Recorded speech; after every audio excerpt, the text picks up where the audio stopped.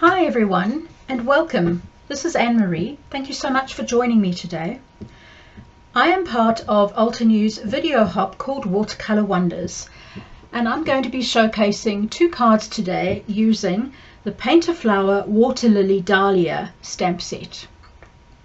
For my first card, I am starting by using some watercolor paper.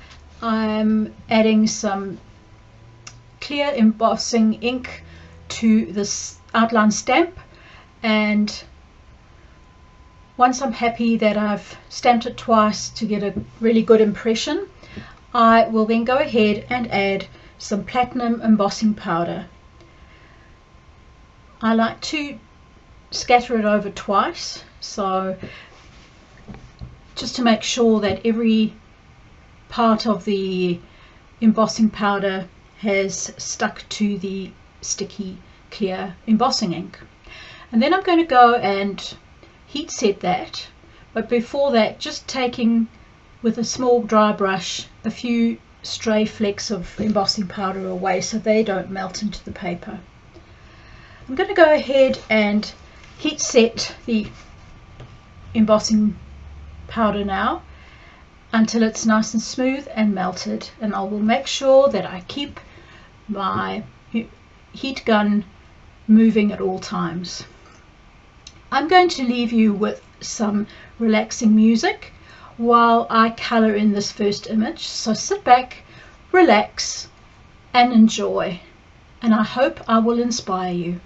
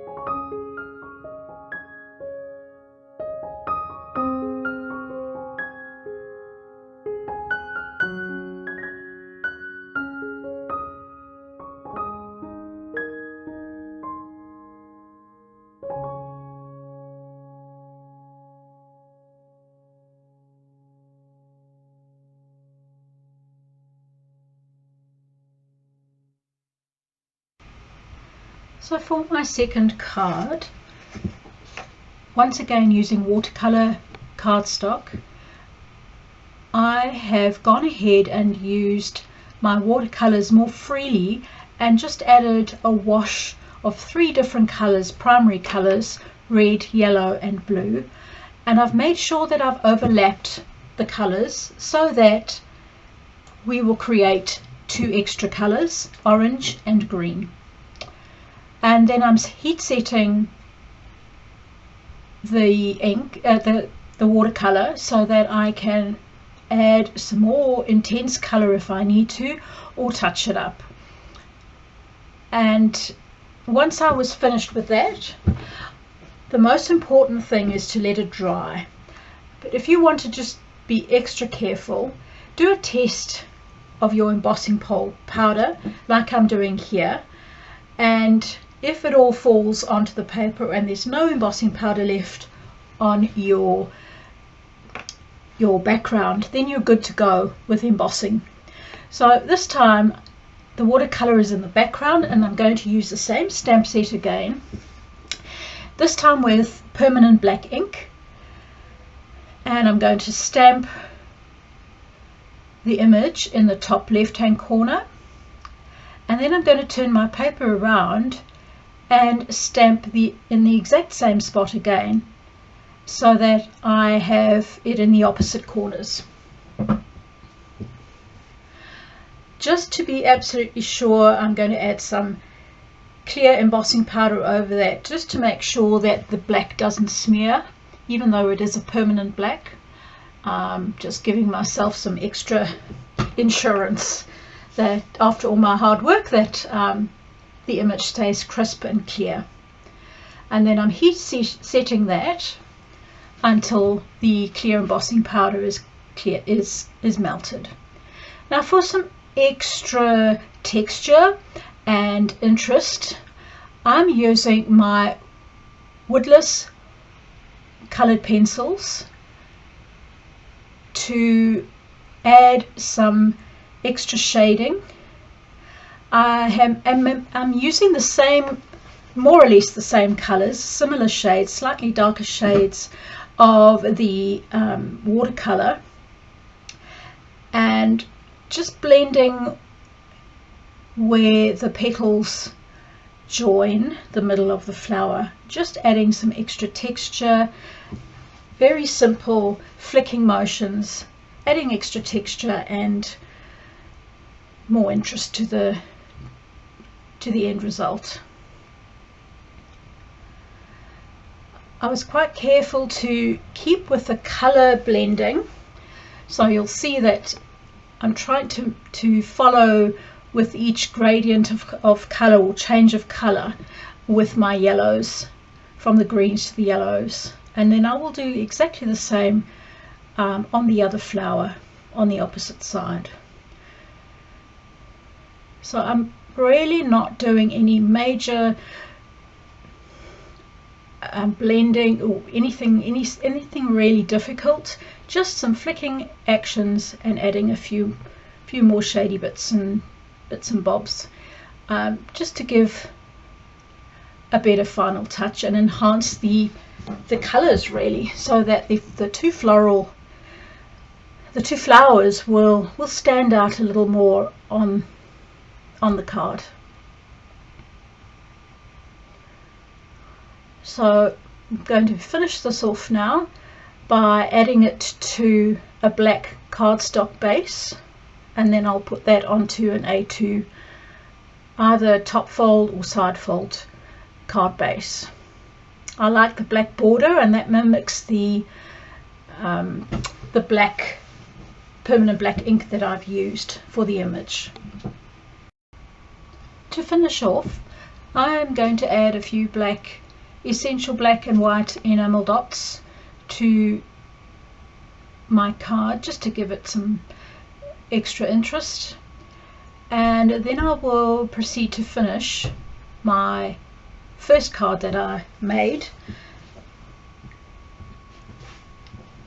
And for this one, I'm going to fussy cut the image, because I wanted to stand out more on the black cardstock that I'm going to use as a matting layer for my card. So I'm using some Spring Assist fussy cutting scissors, which I prefer to use, and I'm going to just simply cut around, leaving a little white border, following around. The trick is to move the paper, not the scissors. So I move the paper with my left hand and keep my scissors going. Once I've done that, I feel that I should add a grounding layer, for want of a better word.